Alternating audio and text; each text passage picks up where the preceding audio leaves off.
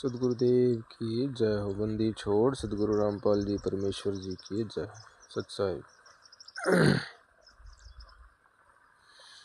आज हम बात करेंगे गुरुद्रोही पवन कुमार यादव जयपुर वाले के बारे में, जिन्होंने हाल ही में परमेश्वर की वाणियों के अर्थ का अनर्थ किया है। उस पर हम बात करने वाले हैं, क्योंकि पहले तो इन्होंने बहुत ही ज़्यादा बखेड़ा खड़ा कर रखा है, परमात्मा की वाणियों का बहुत ही ज़्यादा अनर्थ कर रखा है। पहले वाले के ऊपर हम बात नहीं कर रहे हैं, हम वर्तमान की बात कर रहे हैं। जैसे अभी बहुत सारे भगत भाई कहते हैं कि वो तो ऐसा करता है, वो तो ऐसा करता है, वो तो बहुत अच्छा भगत है, वो तो परमात्मा की चर्चा करता है, परमात्मा की ही महिमा करता है, वो क्या गलत कर रहा है। वो चलो ठीक है, उसने पहले गलत किया होगा, लेकिन अब तो नहीं कर रहा है ना। तो आज हम उसी विषय पर बात कर रहे हैं। आज हम हाल ही की बात करेंगे। परसों नरसों का उनका एक लाइव था जो किसी भाई ने दास को भेजा था। तो दास ने जैसे उसको ओपन किया तो वो ध्रुव और प्रहलाद वाला जो विशेष संदेश है परमेश्वर का, उसके ऊपर चर्चा कर रहे थे, उसके ऊपर बात कर रहे थे। तो उसमें वो परमात्मा की वाणियों के बारे में ऐसे बोल रहे थे कि ये वाणियाँ जो हैं वो जगत वालों के लिए हैं, भक्तों के लिए नहीं हैं, ऐसे उनके विचार थे। तो जैसे ही दास ने उस पर ये कमेंट किया कि मतलब आपके अनुसार जो वाणी, ये वाणियाँ जो बोली गई हैं ये वर्तमान वालों पे लागू नहीं होती है। तो जैसे उन्होंने दास का ये वाला कमेंट पढ़ा है, जो दास ने अभी मार्किंग किया है, ये वाला कमेंट दास ने किया था। तो जैसे उन्होंने कमेंट पढ़ा तो अपने विचारों में परिवर्तन कर दिया और बाद में एकदम से बोले कि नहीं नहीं, ऐसा नहीं है कि ये जो वाणियाँ हैं ये हम पर लागू नहीं होती, वर्तमान वालों पर लागू नहीं होती है। चलो हम पहले उनकी वीडियो देखते हैं, फिर उनके साथ साथ ही चर्चा करेंगे।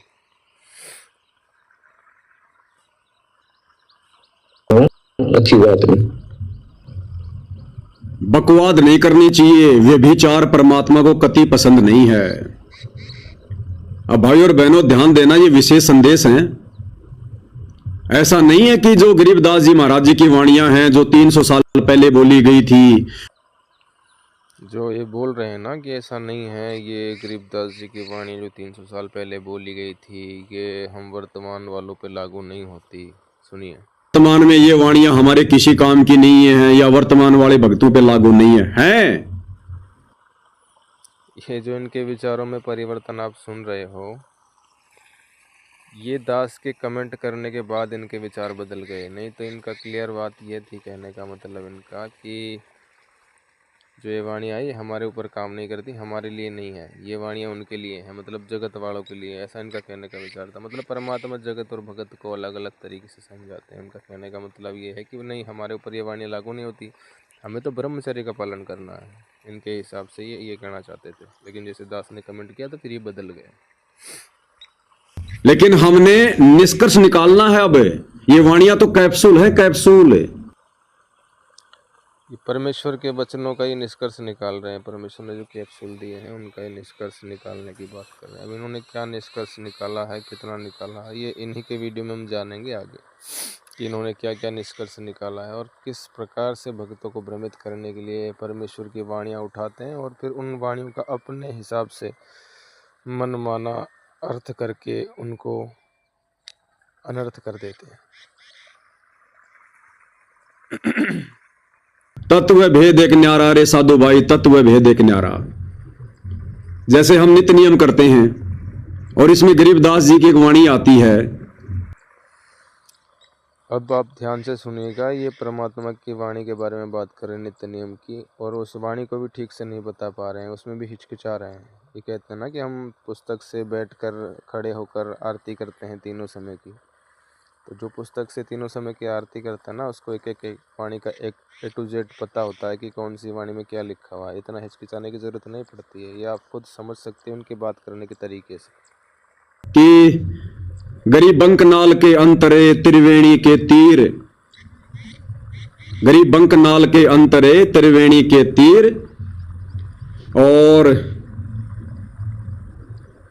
गरीब बंकनाल के अंतरे त्रिवेणी के तीर, जहां हम सतगुरु ले गया बंदी छोड़ कबीर। इस वाणी पे ध्यान। जो इन्होंने परमात्मा की ये वाणी बोली है, अब इसका ये अर्थ भी करेंगे अपने हिसाब से, अपने मते से इसका अर्थ भी करेंगे। आपने उस अर्थ पर ध्यान देना है कि इन्होंने क्या क्या अर्थ किया है। उसके बाद हम इसी वाणी का अर्थ परमात्मा के कर कमलों से लिखी हुई यथार्थ भक्ति बोध से मिलान करेंगे और फिर डिस्कस करेंगे, फिर इसका निष्कर्ष निकालेंगे कि ये सही है या फिर परमात्मा सही है। अगर ये सही है तो फिर परमात्मा तो झूठे हो गए, परमात्मा गलत हो गए, क्योंकि परमात्मा ने तो इस वाणी के सरलार्थ में कुछ और ही लिखा हुआ है। चलिए हम पहले इनके मुख से सुनते हैं। ये गरीबदास जी की वाणी है। गरीब ऐसा सतगुरु हम मिल्या त्रिवेणी के तीर, जहां हम सतगुरु ले गया बंदी छोड़ कबीर। अब ये इस वाणी का अर्थ करेंगे, जरा उस पर ध्यान देना। कि जिस लोक में मुझे सतगुरु लेकर गया वहां पर बंदी छोड़ कबीर साहिब बैठे हुए थे सिंहासन पर। ये किसकी वाणी है? गरीबदास जी की। लेकिन अब हम इस वाणी को वर्तमान समय में जो का त्यों अपने ऊपर लागू नहीं कर सकते। हम जो के त्यों इस वाणी पर कलयुग की बिचली पीढ़ी वाले भगत नहीं चल सकते। अगर चलेंगे तो हम कभी भी मोक्ष प्राप्त नहीं कर पाएंगे। क्योंकि सुन लिया भाई बहनों, भाई साहब बोल रहे हैं कि अगर हम इस वाणी पर चलेंगे तो हम कभी भी मोक्ष प्राप्त नहीं कर पाएंगे। ये इनका फाइनल फैसला है। एक बार फिर ध्यान से सुन लेना, पीछे करके एक बार फिर ध्यान से सुन लेना भाई साहब क्या बोल रहे हैं। ये फाइनल फैसला है और ये कह रहे हैं कि गरीबदास जी की वाणी है, ये परमात्मा की वाणी नहीं है। गरीबदास जी परमात्मा नहीं थे इनके कहे अनुसार, तो ये हमारे ऊपर लागू नहीं होती है। ठीक है, अब सुनिए आगे। वाणी के अनुसार गरीबदास जी ने सतगुरु को और कबीर जी को अलग अलग साबित किया है। बताओ, इनके अनुसार जो वाणी अभी इन्होंने बोली है गरीबदास जी महाराज जी का नाम लेकर कि ये गरीबदास जी ने 300 साल पहले लिखी थी, तो इस वाणी में गरीबदास जी ने सतगुरु को और परमात्मा को अलग अलग किया हुआ है। ये पवनदास जी के विचार हैं, पवन कुमार यादव जी जयपुर वाले के विचार हैं। ठीक है, ये परमात्मा के नहीं है विचार, ये परमात्मा का सरलार्थ नहीं है, ये इनके अपने खुद के निजी विचार हैं। परमात्मा का सरलार्थ हम आगे देखेंगे अभी इनके बाद में, पहले इनकी सुन लेते हैं। बंकनाल के अंतरे त्रिवेणी के तीर, जहां हम सतगुरु ले गया बंदी छोड़ कबीर। क्या कह रहे गरीबदास जी कि मुझे मेरा सतगुरु इस पृथ्वी लोक। भाई आप लोग विचार कीजिए, गरीबदास जी के सतगुरु कौन थे? कॉमन सेंस की बात है भाई बहनों, कॉमन सेंस। जिस कॉमन सेंस की ये बात करते रहते ना, रोज रोज रोज रोज दिन रोज यही कहते ना कि आपके पास कॉमन सेंस नहीं है, कॉमन सेंस नहीं है, उसी कॉमन सेंस की बात है यहाँ पर। इतना सा कॉमन सेंस इनको लगाना चाहिए कि नहीं लगाना चाहिए, अब आप विचार कीजिए। जो दिन रात कॉमन सेंस चिल्लाते रहते हैं ना, उनके खुद के कॉमन सेंस का आपके सामने ये प्रैक्टिकल दिखाया जा रहा है कि इनके अंदर कितना कॉमन सेंस है, ये खुद कितना कॉमन सेंस यूज़ करते हैं।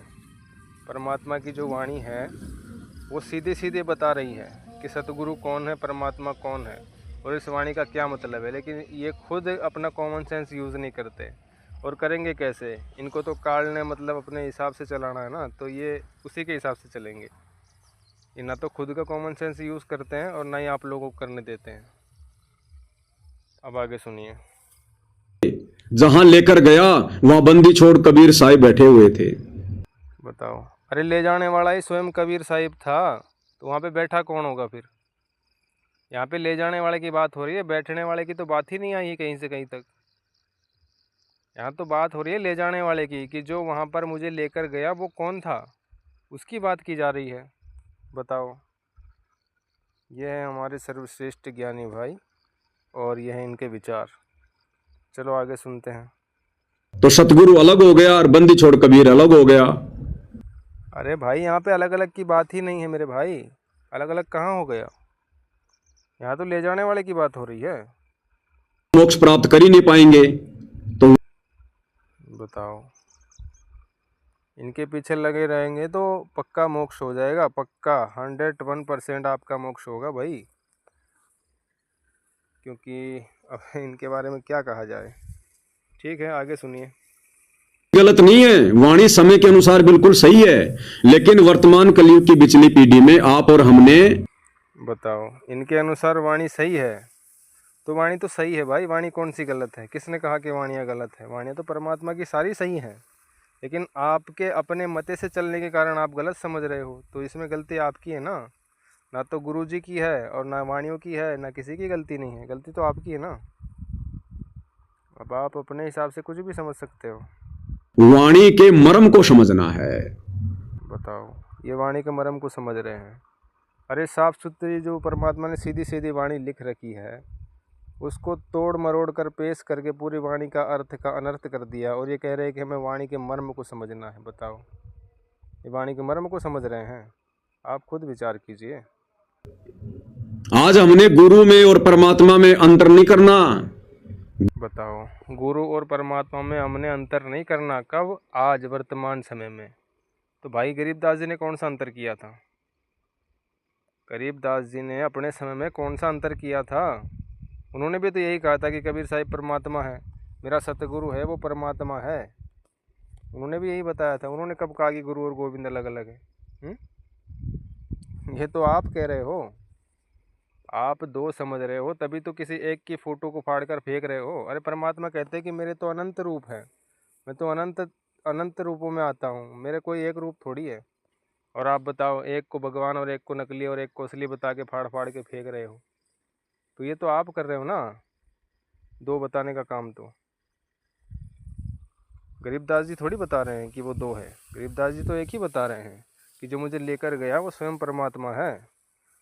आगे सुनिए। और गोविंद दो नहीं भाई, जब तक दो समझोगे दो जग में जाई। विचार करो भाई, अब आप विचार करो, आप दो समझ रहे हो या गरीबदास जी दो समझ रहे हैं? अब आप दो जग में आप जाओगे या गरीबदास जी गए हैं? बताओ आप। फिर तो आपके अनुसार, तो अगर आप कह रहे हो कि गरीबदास जी ने दो बताया है, तो फिर वो तो फिर आपके हिसाब से तो फिर नरक में चले गए भाई। बताओ।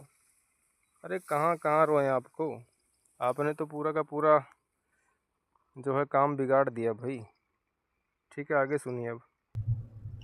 तो ऐसा नहीं है कि वाणियां गलत हैं या वाणियां हमारे ऊपर लागू नहीं होंगी। वाणियां सही हैं, आप और हमारे ऊपर लागू होंगी। बताओ, एक तरफ कह रहे हैं कि हमारे ऊपर लागू नहीं होंगी और फिर दूसरी तरफ कह रहे हैं हमारे ऊपर लागू होंगी, तो होंगी कैसे भाई फिर? बताओ। ना तो आप इधर के रहते हो, ना इधर के रहने देते हो। आप करो, करे तो करे क्या? बताओ आप स्टैंड तो आपका नहीं है ना। आप दूसरों को कहते हो कि आप इधर लुढ़कते हो उधर लुढ़कते हो। अरे लुढ़क तो आप रहे हो, आपका स्टैंड ही नहीं है क्लियर। क्या कभी क्या बोलते हो, कभी क्या बोलते हो, आप ऐसे दोगली दोगली बातें करते हो। बताओ। एक है तत्व ज्ञान, एक है तत्व भेद। तत्व भेद एक न्यारा रे साधु भाई, तत्व भेद एक न्यारा, और समझेगा कोई गुरुमुख प्यारा।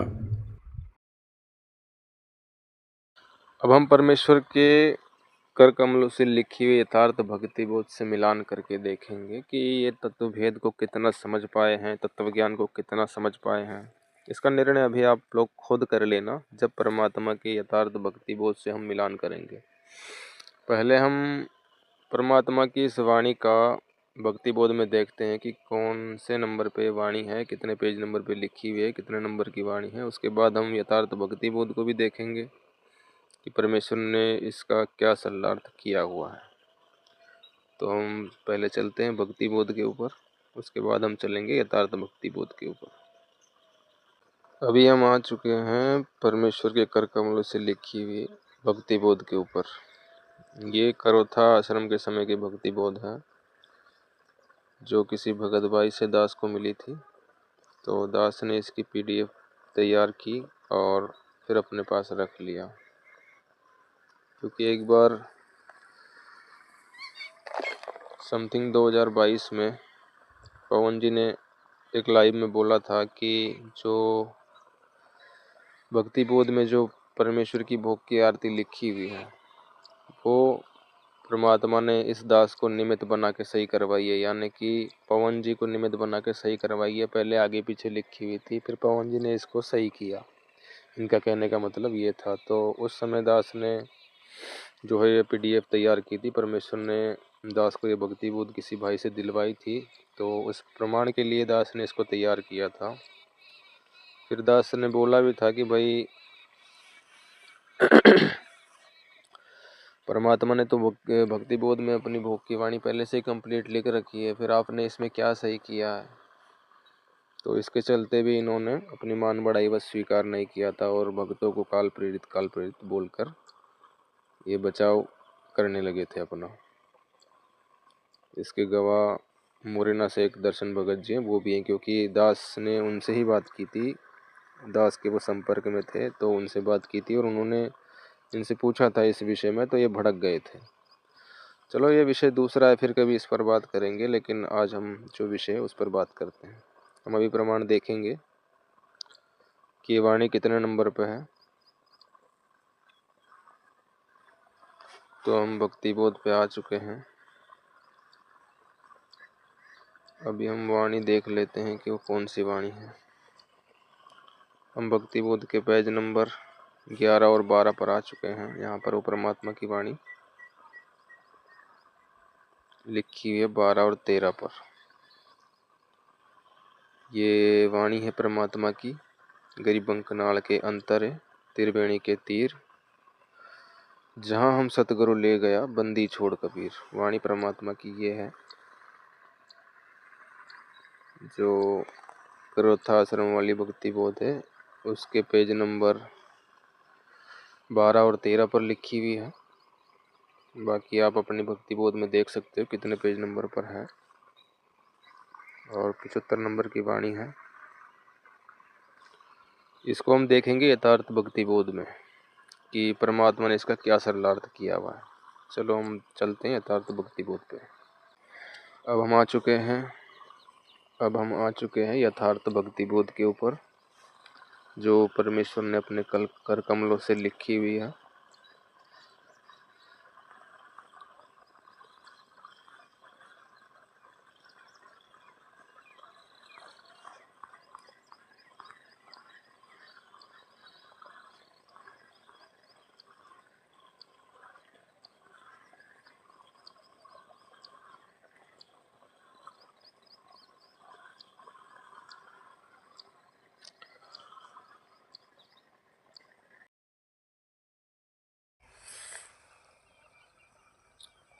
तो हम आ चुके हैं यथार्थ भक्ति बोध के पेज नंबर 41 पर।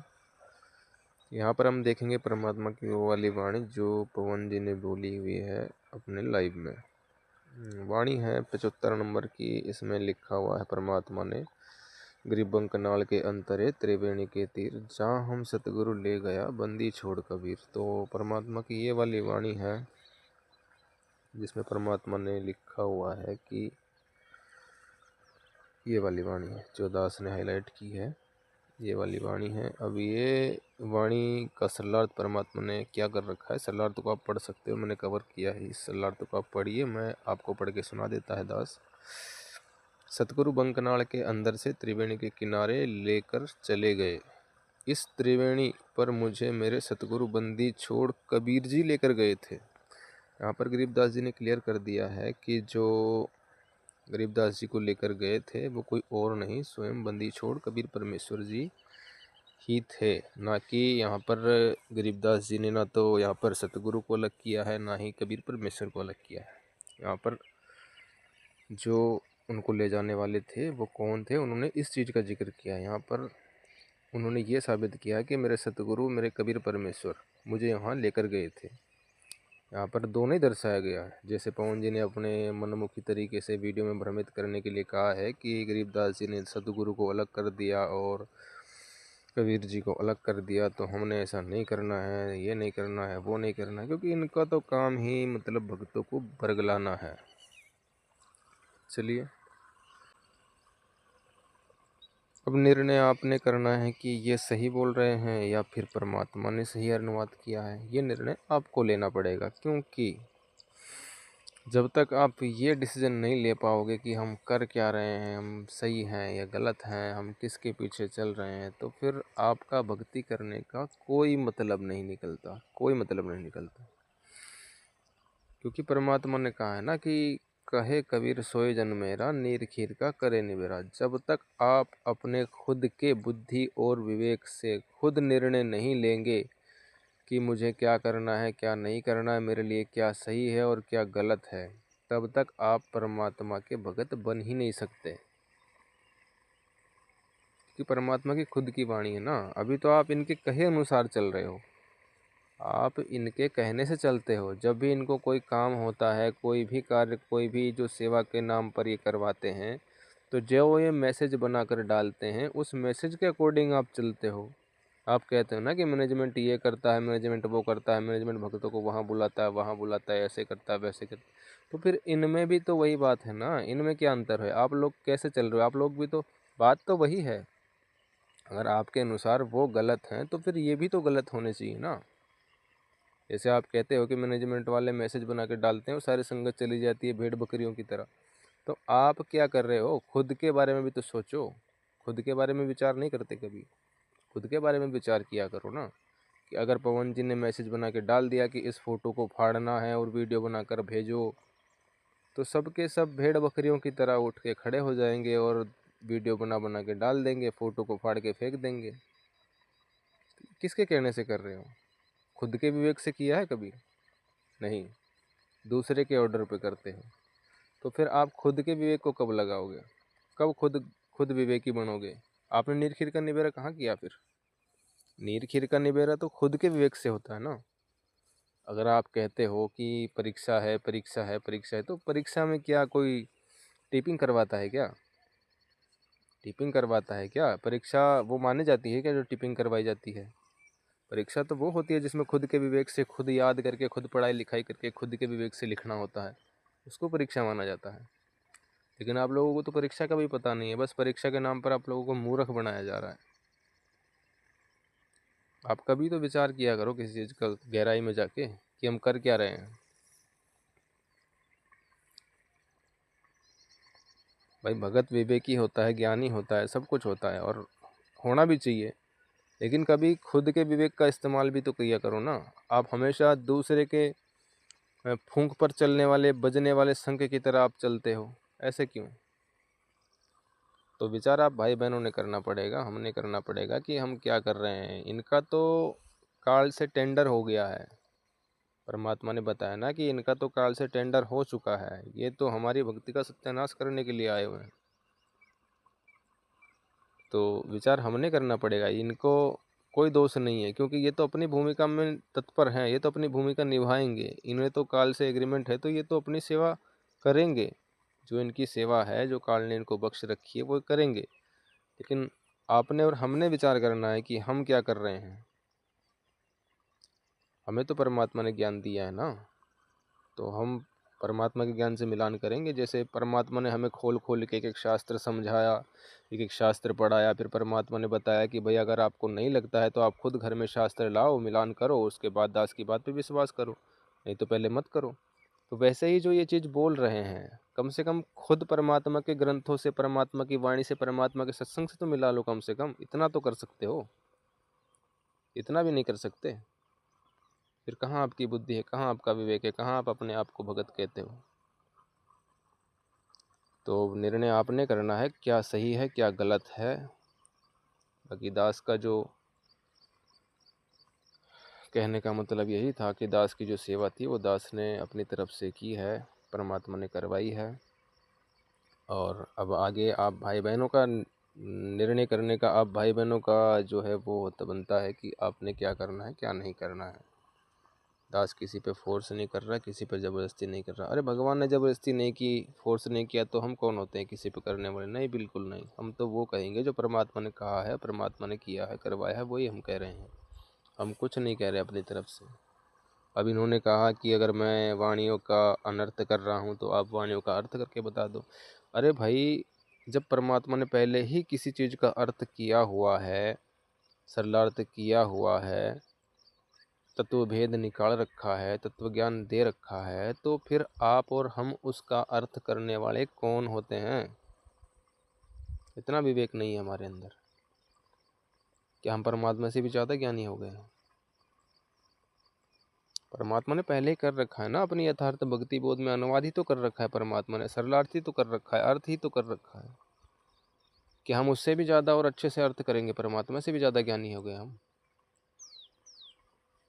तो ये सब परमात्मा के ज्ञान को उलझाने के लिए आए हुए हैं। परमात्मा ने कहा ना कि इस दास ने ऐसा सुलझा दिया है कि अब ये युगों युगों तक उलझेगा नहीं, ऐसा सुलझा दिया है। लेकिन ये उलझाने की कुचेष्टा करते रहेंगे, इनका काम ही वही है। परमात्मा ने तो कहा है ना कि मैंने आपको मक्खन निकाल के दे दिया बच्चों, अब आपको टेंशन लेने की ज़रूरत नहीं, आप तो बस अपना खाओ और भक्ति करो, छक छक के खाओ, परमात्मा ने कहा है ना। लेकिन ये उसको भी और उलझाने के चक्कर में है। तो बाकी निर्णय अब आप भाई बहनों के हाथ में है, आपने क्या करना है क्या नहीं करना। दास की जो सेवा थी वो दास अपनी तरफ से परमात्मा ने जो करवाई है वो दास निभा रहा है। बाकी आप लोगों की मर्जी है, आपके विचार है, आपका अपना निर्णय है, क्योंकि परमात्मा की तरफ से सब स्वतंत्र है। सदगुरुदेव की जय हो। बंदी छोड़। सदगुरु रामपाल जी परमेश्वर जी की जय हो। सच्चाई।